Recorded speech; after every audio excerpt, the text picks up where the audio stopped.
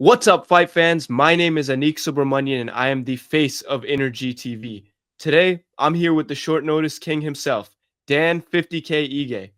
Dan, you're coming off a huge win at UFC 314 last weekend, but more importantly, happy Easter.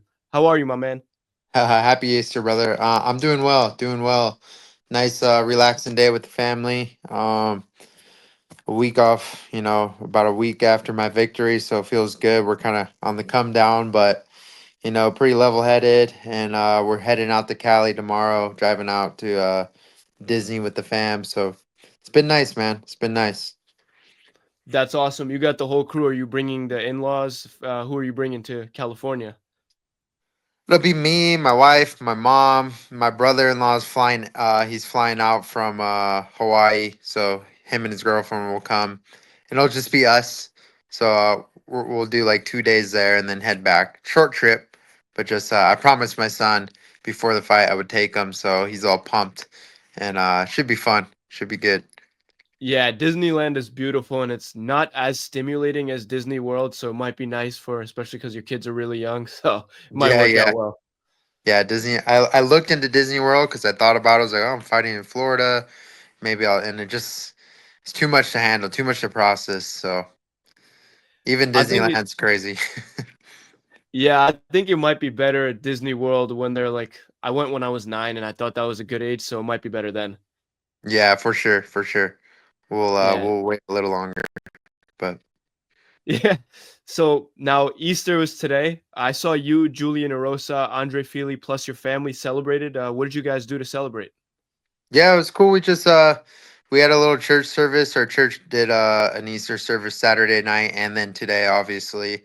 But we went Saturday just to kind of free up space for other people, and we invited Feely and his wife, Julian and his wife, and it was cool that they came. I mean, just shows you like we all fight in the same division, but that's just business, but this life goes way beyond fighting, and it's cool to see others, kind of come into the house and just hear a good message, and it was nice. It was nice having them there.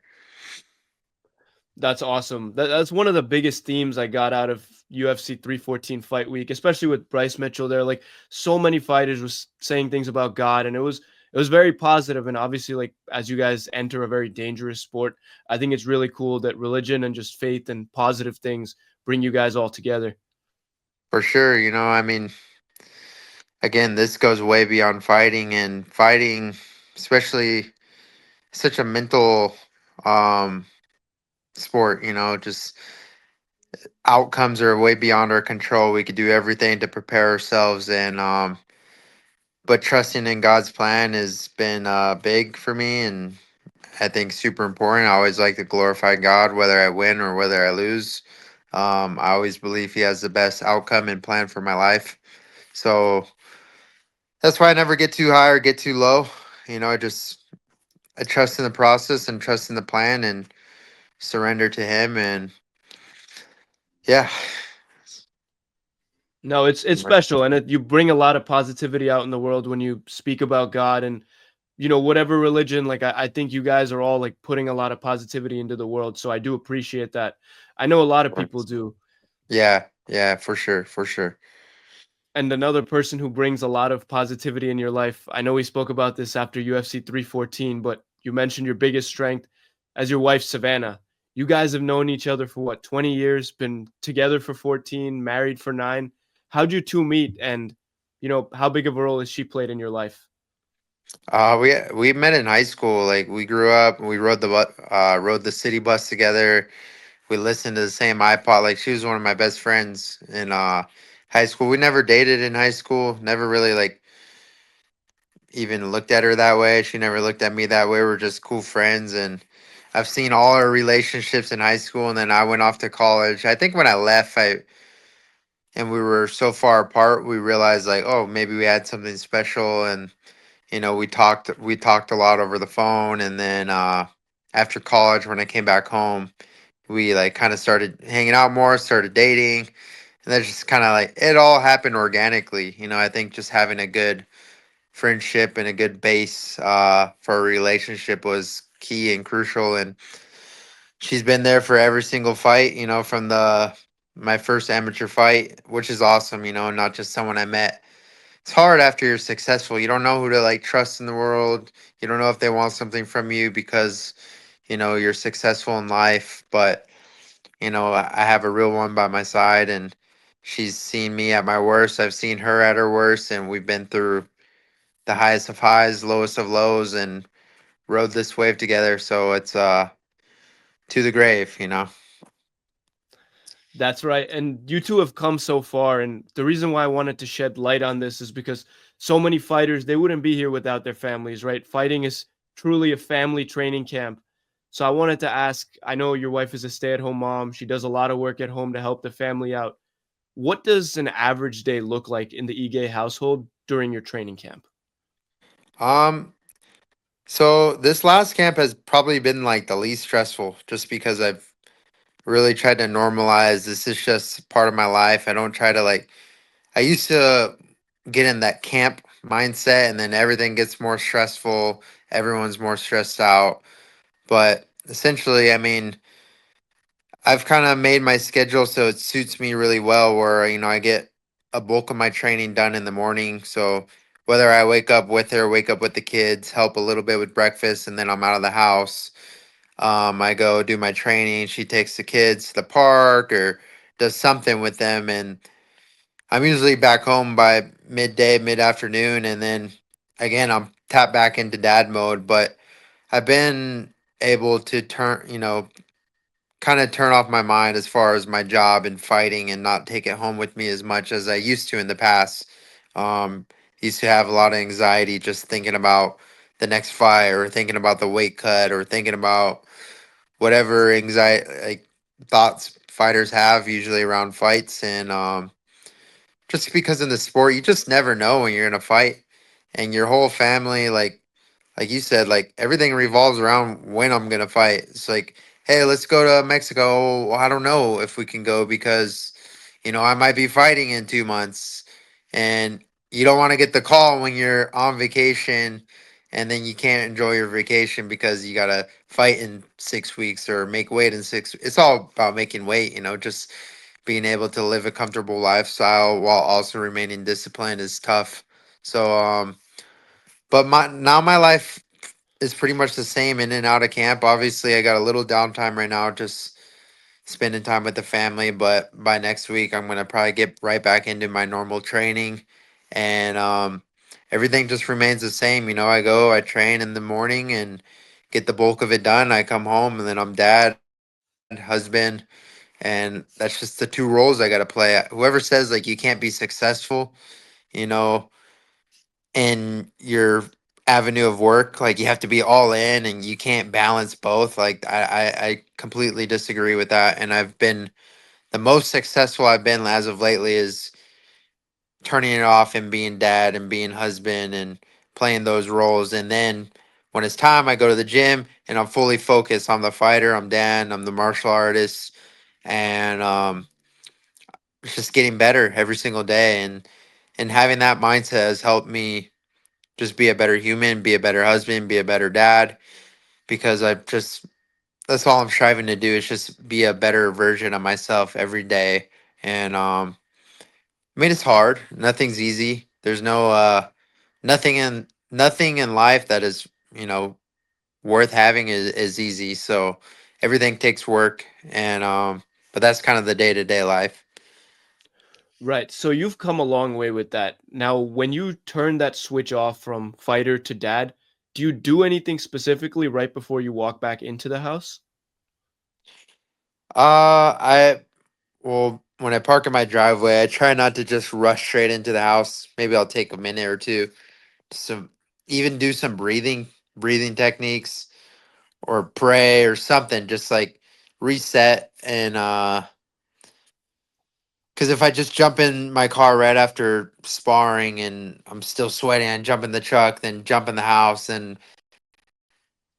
I know as soon as I walk in the door, my son does not care what I have going on. He's running up to me, he's hitting me, he's doing something. So it's just preparing myself for that, because sometimes I could walk into the house already stressed out, and then he'll run up to me all crazy, and then it's hard to deal with. But if I just like do a little mental reset right before I walk in the door, then things are easier.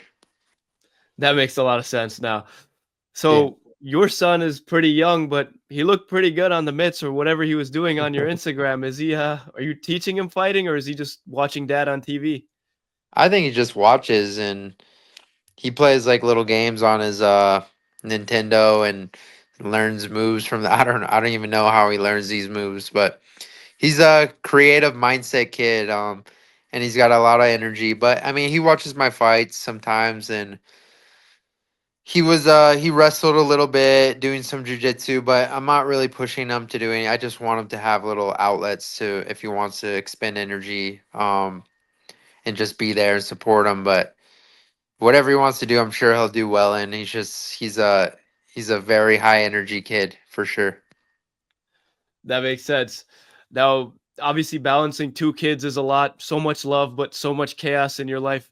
How do you and your wife balance that? Like how often are you guys able to go on a date to, take a step back? Um, well, thank God, I have some family in town. I have my mom living here, so whenever she's not working, she'll come by the house sometimes and helps us out, especially in the daytimes. Like if Savannah just needs time for her, she needs time to just get out of the house and go to Target or something. It's just but every now we try to prioritize date nights, especially in fight camp. Like we don't get a lot of them because I have to be a lot more disciplined with my food and my weight management. But we still get around. We'll get out and we get to do that. But we definitely try to prioritize date nights whenever we get the help. It's just so important, always date your spouse. Something, someone wise once taught us and or some advice we were given. So just because we're married, it's still constant work. So yeah, I don't know if that answers your question.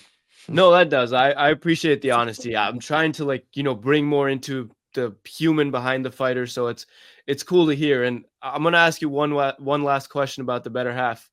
Not as serious. I must ask you this. Does she approve of the mustache? It's funny she does.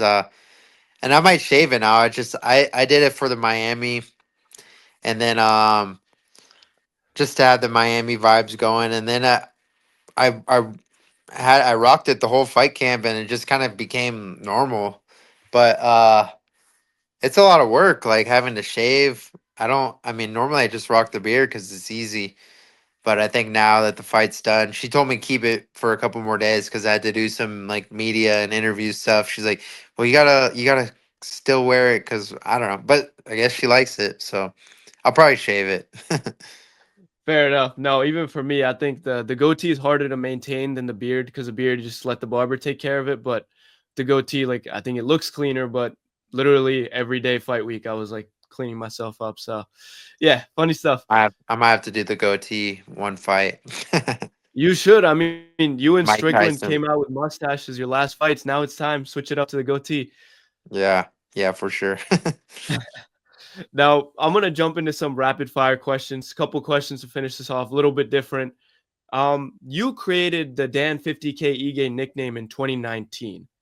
Your Yeah. bonus was worth 50K back then. In order to have the same purchasing power as it did today, how much do you believe that 50K would be worth or needs to be worth? Uh, I'd say almost double for sure.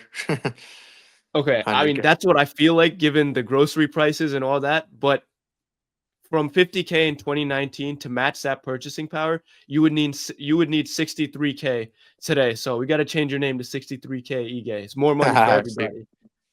Yeah, I mean, I've always thought about that, like, am I lowballing myself with the nickname? But then I think of like 50 Cent, you know, he's a what is he gonna be? $1, 50? Like I don't know. Just I like it. I think it kind of rhymes. It's got like it.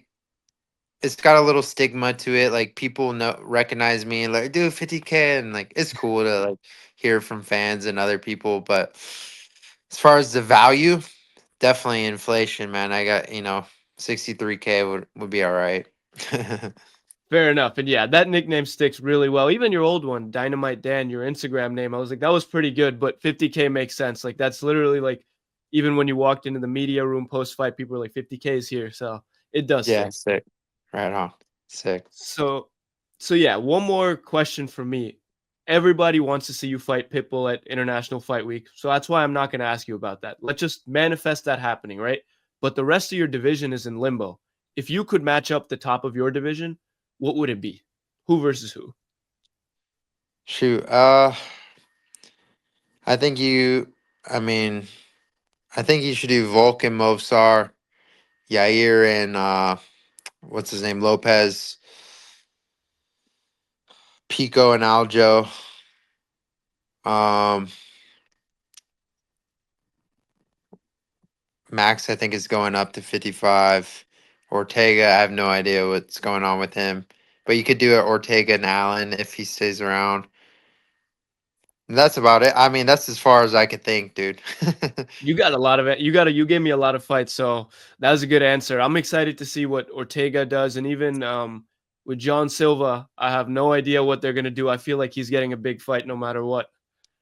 Yeah, John said. I mean, they could push him, because if they want to, fast road him to the title, or just because of the personality he brings, they could put him up with someone like Ortega, or I don't know though. I think Ortega would beat him, but you never know.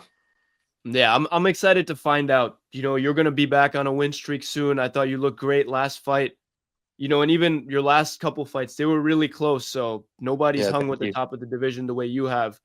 So Thanks. it's honestly inspiring for everyone. And I really do appreciate you hopping on. So I wanted to ask you, you got one last message for the fans? I mean, it's always gratitude, man. Thank you. Even when I was on my downfall, I thank you to my fans. I thank you to my haters. I thank you to all the trolls.